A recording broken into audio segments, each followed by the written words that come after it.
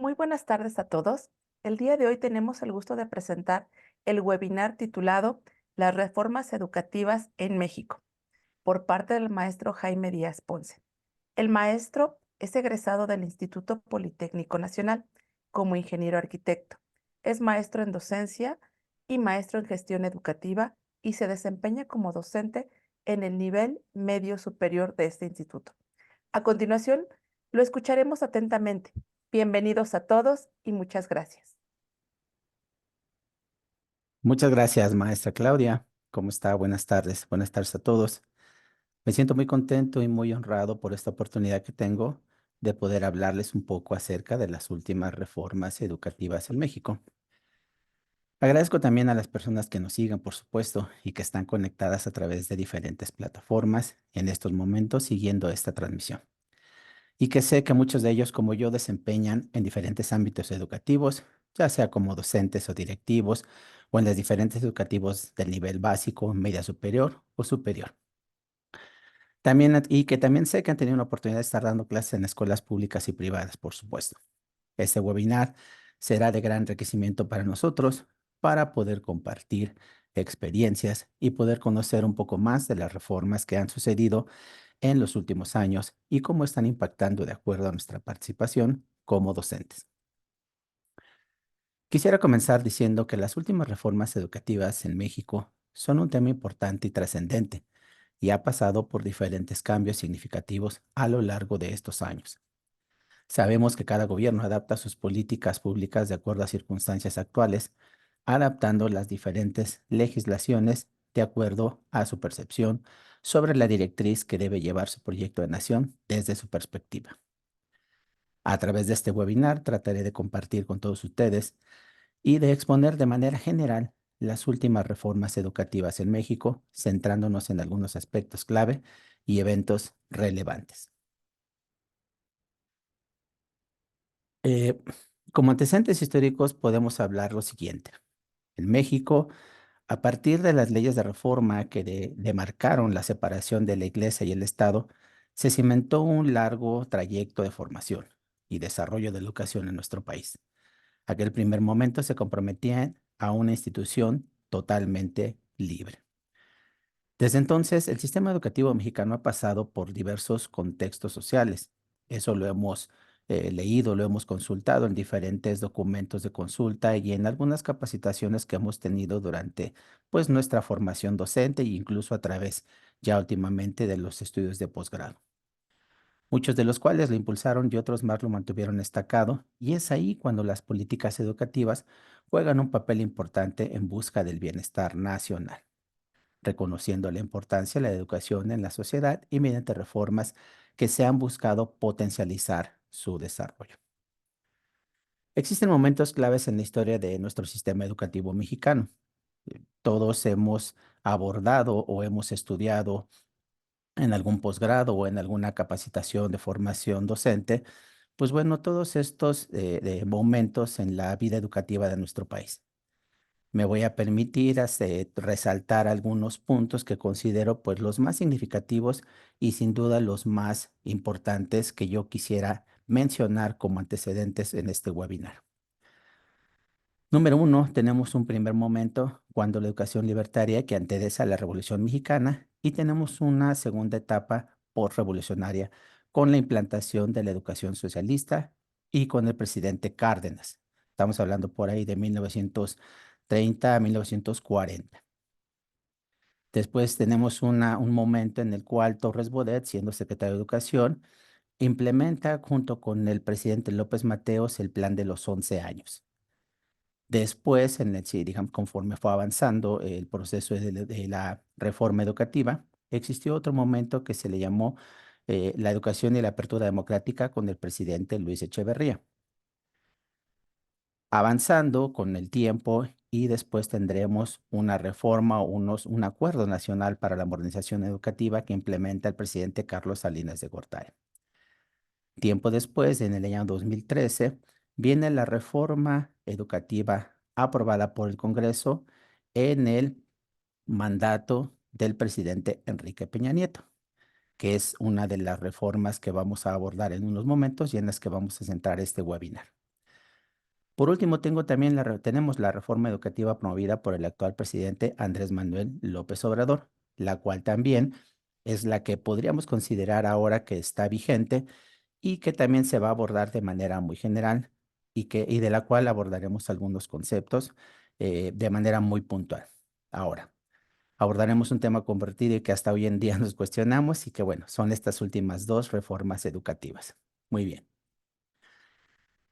En la reforma educativa de 2013, es una de las reformas más notables en la educación, se puede decir, y se implementó en el periodo, por supuesto, del presidente Enrique Peña Nieto.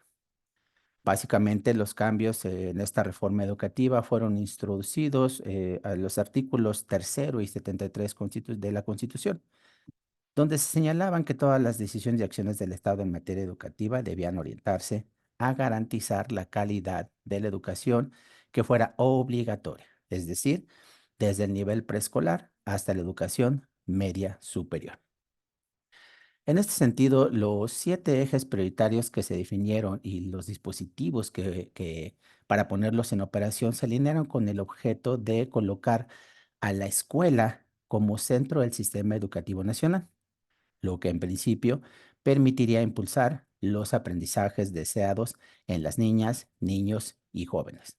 Entonces, lo que podemos ver aquí de manera resumida son los 6 ejes prioritarios que esta reforma educativa consideraba, donde en el primer término teníamos que los materiales y métodos educativos se referían particularmente a los aprendizajes y la formación de niñas y niños y jóvenes en el centro de todos los esfuerzos educativos.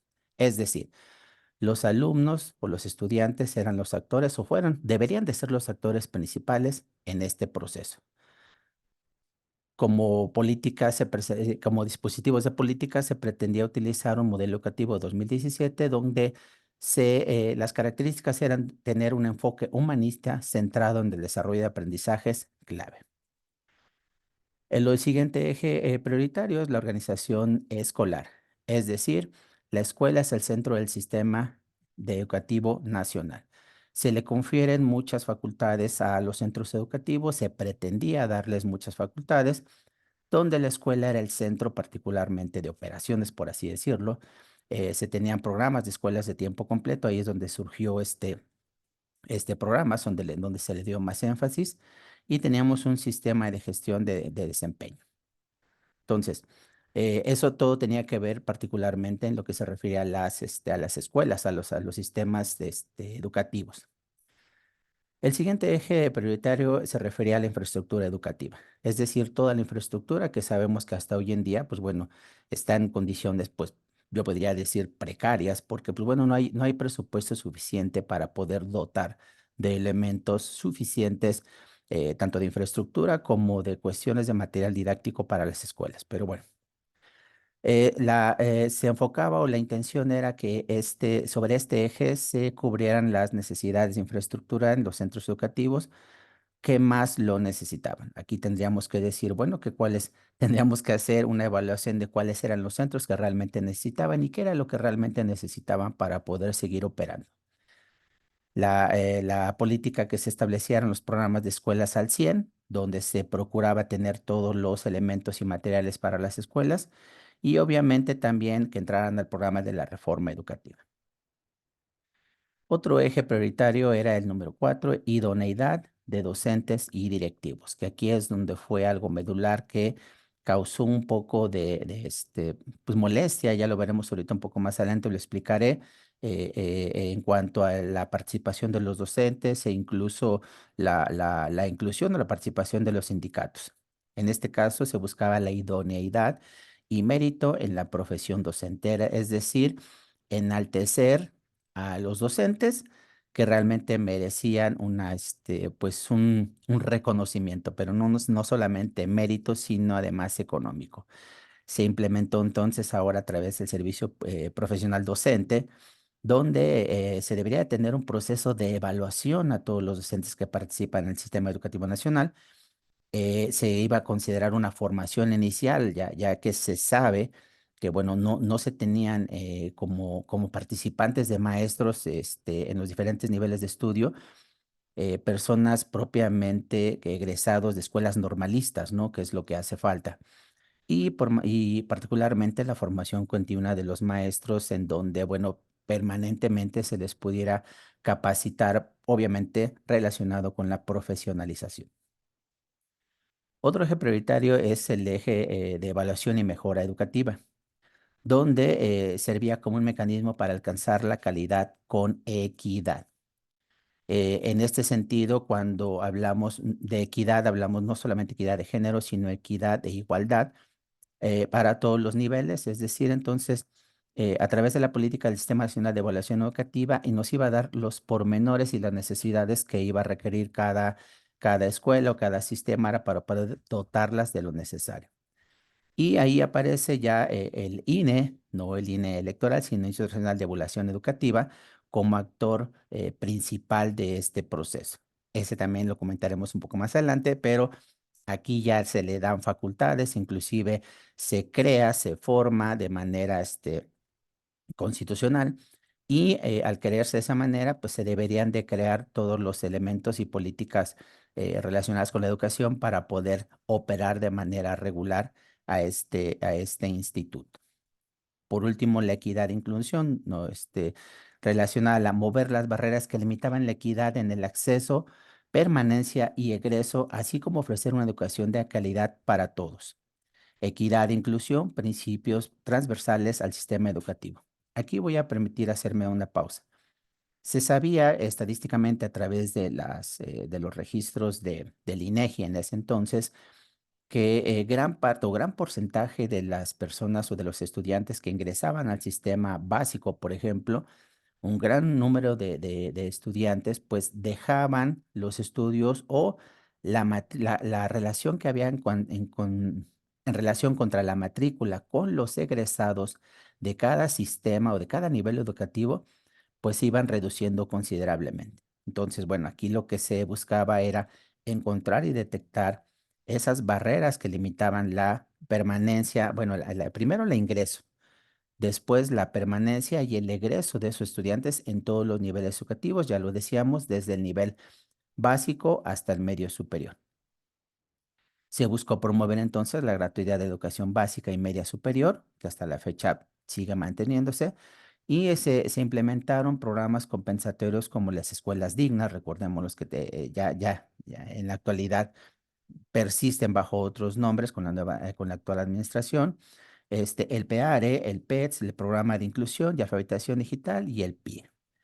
Vaya, estos también derivados bajo la misma reforma y que de alguna manera, pues bueno, o sea, fortalecían este proyecto del entonces presidente y de esa reforma del 2013.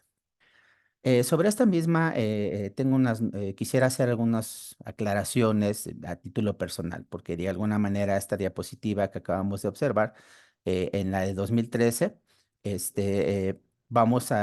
quisiera yo dar algunos conceptos o opiniones personales. Por ejemplo, de la reforma 2013, recupero los objetivos principales, por ejemplo, cómo implementar un sistema de evaluación a los maestros para evaluar de su desempeño y la competencia profesional a través de exámenes y evaluaciones periódicas. Es decir, entonces los maestros en la 2013 pues tenían que ser evaluados, en resumidas. Se consideraba también elevar el nivel de profesionalización promoviendo su formación continua y estableciendo requisitos más estrictos para ingresar y permanecer en la docencia. Se sabía que en ese entonces, si no es que fuera permitido, pues bueno, entonces que ingresaban muchas personas al sistema educativo. ¿Cómo? Pues bueno, ya lo decían por ahí algunas personas, bajo cuestiones no permitidas, por así decirlo. Entonces, en esta reforma lo que se buscaba era, bueno, establecer requisitos donde, por ejemplo, tenían que cumplir con un perfil profesional, tenían que comprometerse, tenían que tener cierta experiencia, además, y eso para poder ingresar y entonces permanecer en ese nivel como docentes. También se promovía la autonomía escolar, es decir, la posibilidad de conseguir sus propios maestros. A las escuelas se les dio cierta facilidad para poder contratar a sus maestros de manera directa, e incluso administrar sus propios recursos, siempre y cuando se cumpliera con la transparencia y la rendición de cuentas, obviamente con el propósito de reducir la corrupción y el nepotismo. Sin duda, la implementación de esta reforma del 2013 propició una resistencia de los sindicatos, particularmente con la Coordinadora Nacional de los Trabajadores de la Educación, la CENTE, argumentando como castigo que era un castigo la evaluación de sus agremiados. Pero bueno, o sea, tendrá sus, este fue siempre el eslogan que ellos argumentaron que era el argumento para poder echar hacia atrás toda esta reforma. También, por otro lado, existieron muchas protestas y paros de maestros en todo el país en oposición a la implementación de esta reforma, ocasionando sin duda pues conflictos laborales. Aunque la reforma educativa se implementó, el INE, Instituto Nacional de Evaluación Educativa, siguió operando, se crearon nuevas políticas particulares, estatales y demás. Bueno, pues todo el sexenio de Peña Nieto pues se vio este, pues, marcado por esta problemática permanente con el tema de los sindicatos y bueno, pues también con las protestas de los maestros en diferentes ámbitos, bueno, en las diferentes regiones del país, pues tratando de echar para atrás y con mucha resistencia a este proceso de reforma. Ya después, entonces, ahora con la reforma del año 2019, esta reforma, ya con el presidente Andrés Manuel López Obrador, pues también se enfoca en los artículos tercero y 73 constitucional, además del 31, que en concordancia con el proyecto de transformación nacional, el sistema educativo debía avanzar principalmente en el pendiente de lograr mayor equidad. Ha sido un eslogan permanente incluso desde el periodo de campaña o pre-campaña del actual presidente, ¿no? Buscar la equidad en todo el país, es decir, bueno, pues dejar de tener, pues, pobres, ¿no? Por ponerles una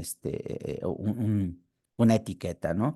Es luchar contra la pobreza y, pues, bueno, luchar con la pobreza desde el sentido de la actual administración pues bueno, tiene mucho que ver también, además de los diferentes aspectos, por supuesto, la equidad, pero en el ámbito educativo, ¿no? Es que tengan acceso todas las personas de todo el país a nivel educativo y con ello puedan tener una mejoría en la educación y obviamente, pues, crecimiento como personas. Para ello, ese gobierno estableció 6 ejes prioritarios con sus respectivos dispositivos y políticas para lograr que todos y todos los niños, niñas y adolescentes jóvenes de México pues gocen el derecho a la educación. Por supuesto, desde el nivel inicial hasta ahora ya hasta el superior. De hecho, se incluyeron como obligatorios ya en esta nueva reforma, ¿no?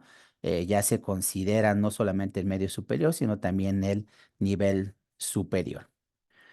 Eh, Tomando como referencia esta diapositiva resumen, pues podemos observar entonces los ejes prioritarios de este actual gobierno, ¿no? El primero que se refiere al impulso a las escuelas, es decir, es indispensable reformar todos los componentes de las escuelas para responder al espíritu de la reforma constitucional.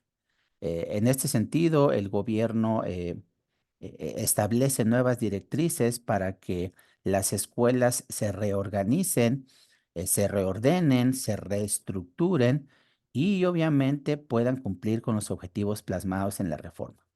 A esto se le conoció como la nueva escuela mexicana. Y de ahí se derivaron una serie de políticas, de lineamientos, de ordenamientos y demás, obviamente en cascada, ¿no? Colgados a esta reforma particularmente y que se van extendiendo en todo el sistema educativo y a través de todos los niveles educativos de nuestro país. El siguiente eje prioritario, pues, es la mejora de la infraestructura y el equipamiento. Bueno, es evidente el rezago que se ha tenido en todo el sistema educativo desde Lázaro Cárdenas, ¿no? Desde los proyectos de algunos de secretarios de educación como Torres de Bodet, donde, bueno, se buscaron ciertos objetivos. Pues bueno, ese tema de la infraestructura, pues hasta hoy en día no se ha podido concretar. En este aspecto, el Estado definía que garantizaría que los materiales didácticos, la infraestructura, su mantenimiento y las condiciones del entorno sean idóneas y contribuyan a los fines de la educación. Desde un muy particular pensamiento, es como la escuela ideal, donde tiene todos los elementos, todos los materiales, una escuela segura, una escuela en armonía, y ya entonces a todo ese concepto el actual gobierno le llamó, o sea, se colgó bajo un concepto que se llama la escuela es nuestra, ¿no? Tratando de sensibilizar a todos los actores para que el centro tanto de trabajo como de aprendizaje de los estudiantes, pues bueno, sea un lugar donde se lleva a cabo realmente el proceso de enseñanza-aprendizaje, que es lo que siempre se ha buscado en todas estas reformas.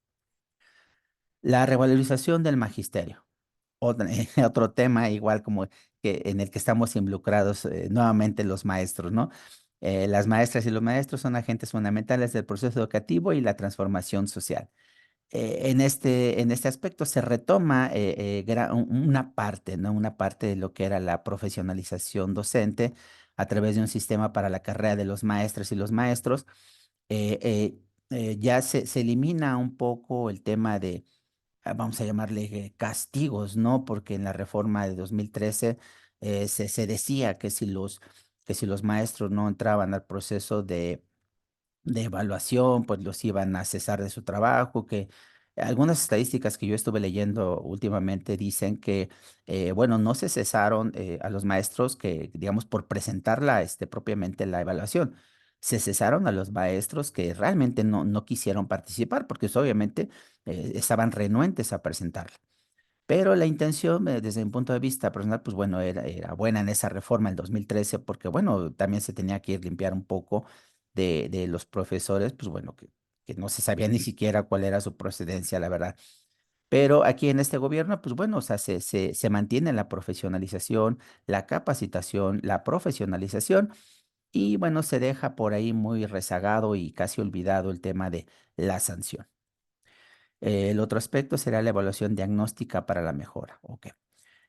Dar coherencia y certidumbre a la función educativa y al magisterio en lo específico, generar y difundir información que contribuya a la mejora continua del sistema educativo nacional. Vaya, es como una retroalimentación, en mi opinión.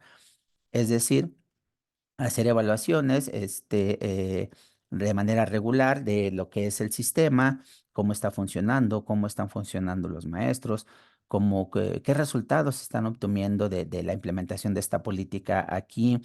Quiero hacer notar que la política de este gobierno colgado a esta reforma fue la creación del Sistema Nacional de Mejora Continua de la Educación. La Comisión de Mejora, es decir, la autonomía técnica, operativa, presupuestaria, de decisión y gestión. Aquí quisiera hacer un paréntesis en particular que por mandato presidencial, el INE, que anteriormente, bueno, no solamente con Peña Nieto, desde el 2002 ya venía operando el INE con en la administración del presidente Fox, se mantuvo de manera constante y de manera activamente, resistió obviamente todas las políticas y cambios que hubo en las administraciones, pero fue hasta este gobierno en el 2018, por ahí de mayo del 2019, si mal no recuerdo, que por decreto presidencial desaparece el INE por considerar que no cumplía con los objetivos y estándares que requería la administración y la política para esta reforma educativa. Entonces, bueno, se cambia, se sustituye, bueno, deja de funcionar, se crea otro nuevo instituto y pues bueno, entonces es a través de esa nueva política con otra estructura donde, pues bueno, el actual gobierno le da seguimiento a la profesionalización de todos los docentes. Por último, y no menos importante, y creo que es también el eje principal del actual gobierno de educación, equitativa, inclusiva, integral, intercultural y de excelencia.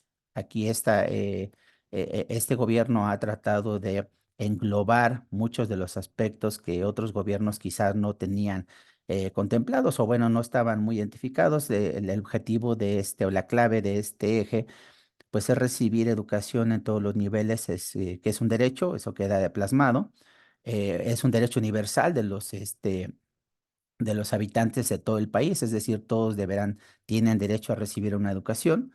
en los diferentes niveles. El Estado implementará medidas que favorezcan el ejercicio pleno de este derecho y combinarán desigualdades socioeconómicas, regionales y de género en el acceso, tránsito y permanencia en el servicio educativo. Se sabe también que aquí se establece este eje porque hay mucha desigualdad regional. Es decir, sabemos que la distribución económica en nuestro país pues está centrada en ciertas regiones, las condiciones económicas son mejores en ciertas regiones de todo el país y pues obviamente en la medida de que las cuestiones económicas no favorecen el desarrollo de las políticas educativas, pues eso genera un rezago particularmente en esa región, pues donde no se implementan los recursos necesarios. Entonces, este gobierno lo que dice es, bueno, vamos a distribuir todo para todos, vamos a dotar a todos en el mismo nivel y vamos a garantizar que todos tengan acceso a la educación. Las políticas o dispositivos públicos que se utilizaron para cumplir con este eje prioritario, bueno, fue la gratuidad y obligatoriedad de todos los niveles. Por supuesto, hablábamos ya, inclusive se decía del nivel superior. Becas del bienestar para las familias de educación básica, lo sabemos, este gobierno una de las políticas públicas, yo le llamaría, es el dotar de becas de diferentes apoyos económicos tanto a estudiantes como a madres de familias solteras, la tercera edad, etcétera. La beca Benito Juárez para educación media superior, ahí cambia el nombre. En el nivel básico son la beca del bienestar, media superior es la Benito Juárez, media superior también. Beca Jóvenes Escribiendo el Futuro, es decir, bueno, también impulsar a jóvenes que quieren acercarse un poco al proceso de la iniciativa privada, que quieren crear nuevas pues, negocios, empresas para poder promover también la economía. Beca Elisa Acuña, ¿sí? Y el otro de las 100 universidades Benito Juárez García, que todavía hasta la fecha, pues bueno, por ahí en el último informe de gobierno habla el presidente, que bueno, está en proceso todavía ya de terminar las universidades y pues bueno, es parte de lo que el gobierno quiere hacer, resaltar en esta parte de lo que es la educación. En este mismo sentido, bueno, yo quisiera señalar en lo que es el tema de la reforma educativa de 2019, desde mi punto de vista, ¿cuáles eran los más importantes? Bueno, la reforma puso énfasis en la participación de los maestros en el diseño de planes de estudio y políticas educativas, es decir, un papel activo en este proceso. Como se le permite, se les da cierta autonomía a los centros educativos, bueno, entonces los profesores ya no solo reciben la información con la que tienen que trabajar, ya participan activamente en la reforma de los planes de estudios. Por supuesto, yo como docente lo veo que es una parte importante recibir retroalimentación y qué más que los actores que hacen todo este proceso, que participan o que son gran parte de lo que son docentes para poder rediseñar, aportar o incluso reformar los planes de estudios. ¿Qué es lo más conveniente y qué es lo que realmente no viene funcionando? Eh, Como decía, se mantuvo la evaluación docente, pero se eliminaron las sanciones. Es decir, se sigue evaluando a los maestros, ya no se sanciona, o bueno, ya no se menciona el tema de la sanción como tal, y se promovió una evaluación formativa centrada en el desarrollo profesional de los maestros. Esta política o este eje, de alguna manera, se mantuvo, yo creo, porque como se han hecho o ha pasado con algunos proyectos políticos, hemos cambiado de partido regularmente y entonces los proyectos de mediano plazo para los 6 años de una administración, pues a veces no son suficientes. Tan es así que, bueno, esta reforma, bueno, sale un año después de que el actual presidente toma posesión, por supuesto, derivado del programa nacional, y entonces es cuando se empieza a implementar todas estas políticas. Eh, También se continuó con la autonomía de las escuelas, permitiendo las decisiones sobre la gestión de recursos y personal. Y pues, lo más trascendente se derogó por completo la reforma del año 2003. Es decir, bueno, sustituyó, bueno, quedó sin efectos la anterior reforma y pues esta reforma fue la que este gobierno, pues bueno, implementó. ¿Qué sucedió entonces? Bueno, hay algunos aspectos que podríamos hacer comparativos entre que algunas cosas son muy similares, otras cosas se retoman con diferentes matices, pero la cualidad que tiene esta reforma es que pues también, igual que la anterior, pues no le ha ido muy bien. Esa es la verdad. Persiste la resistencia sindical argumentando que estas reformas pues consideran más castigar a los docentes que promover un crecimiento profesional. Eso es lo que dice la coordinadora, ¿eh?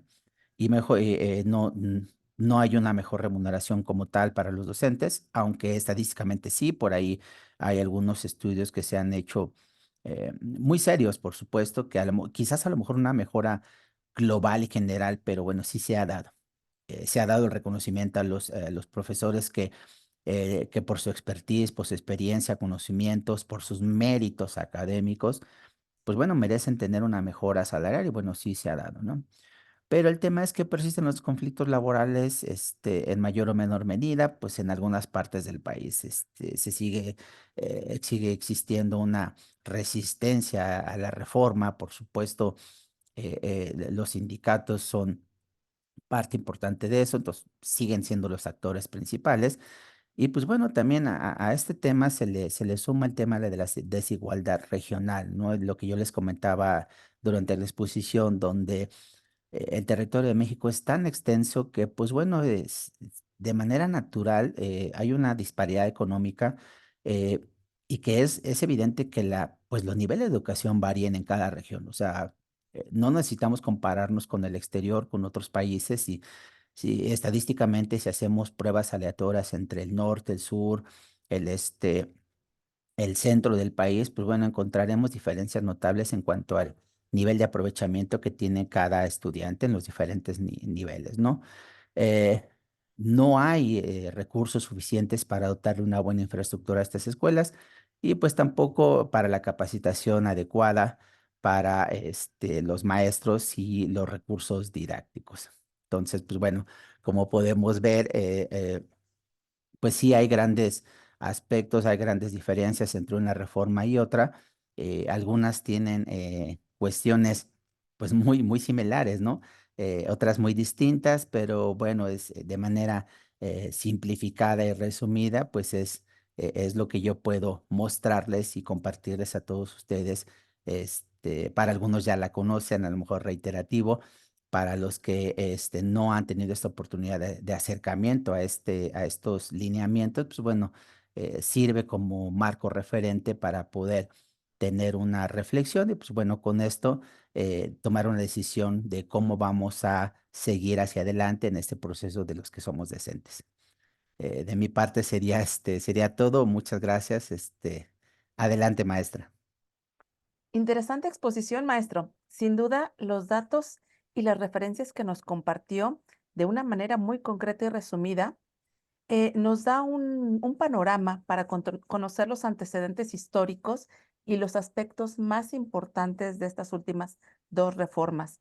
Ahora y desde su experiencia como docente del Instituto Politécnico Nacional, quisiera que nos compartiera cómo considerar estas reformas, cómo es su afectación donde usted labora, considerando que el IPN es dependiente de la SEP, pero con cierta autonomía y que tiene sus propios objetivos encaminados a los lineamientos federales. Sí, como no, muchas gracias, maestra. Pues mire, como usted bien lo dice, el IPN resulta eh, es un instituto dependiente no es autónomo, debo decirlo, depende de la Secretaría de Educación Pública, pero al igual que otros sistemas educativos, bueno, resulta afectado por estas reformas. Yo me permitiría hablar del tema de la infraestructura. Efectivamente, hubo bueno, en lo que es la infraestructura educativa primero, se aumentó en aras de darle una mejor oportunidad a los estudiantes a nivel medio superior, bachillerato. Se amplió la matrícula en el instituto. Hasta el momento, yo podría decirle más o menos que se ha incrementado en un 20-25%, que aparentemente es muy bueno. La cuestión es que las escuelas pues no están creciendo en la misma proporción. Entonces, bueno, ok, se está abriendo la oferta para los estudiantes. Sí hay más matrícula, pero el tema es que no están, las escuelas no están creciendo y no están creciendo ni en infraestructura, es decir, infraestructura física, como tampoco en recursos humanos. Somos los mismos maestros atendiendo a una mayor cantidad de alumnos. Es ahí, por ejemplo, yo podría decir donde tiene que ver a lo mejor nuestra participación como pertenecientes al sindicato de la sección 60 del Sindicato Nacional, el sindicato del CENTE, donde nosotros desde ese entonces hemos alzado la mano y también la voz, pues para reclamar ciertos derechos que nosotros tenemos a través de esta reforma. Si bien las reformas se establecen en beneficio de una mejora educativa, bueno, también la parte de profesionalización y de capacitación de los maestros y de una mejora incluso salarial, nosotros como participantes, pues es ahí donde también nosotros somos resistentes, podría decirlo. Y no que estemos en contra de la política, por supuesto que no. Pero bueno, ya lo vimos en la política de ahí, en la reforma educativa del actual presidente, Andrés Manuel López Obrador, donde dice, bueno, pues va a haber una equidad, ¿no? Va a haber una mejor infraestructura. Bueno, nosotros seguimos padeciendo ese tema. Eh, por Claro que sí. otro, claro, por otro lado, pues también el tema de la profesionalización, eso sí, nuestro instituto se ha encargado y el propio sindicato se ha encargado de profesionalizarlos de manera interna, es decir, se han implementado algunos cursos, diplomados, capacitaciones permanentes, en aras, obviamente, de una mejora, sí profesional, sí para el instituto también, pero pues eso conlleva una mejora salarial. Hay Desde luego, algunas, maestro. hay algunas políticas que, pues bueno, pues tendremos que brincar, que tendremos que seguir empujando para que sean mejores, pero bueno, eso es lo que estamos viviendo nosotros a nivel Instituto Politécnico y pues bueno, así lo vamos a hacer. Maestro, pues no nos queda más que agradecer todas sus aportaciones y sus valiosos comentarios. Y gracias a todos por su participación en este webinar y también gracias a todos los asistentes a través de nuestras redes sociales. Maestro, muchísimas gracias. Muchas gracias a ustedes y saludos. Un fuerte abrazo hasta donde se encuentren. Nos vemos en el próximo webinar.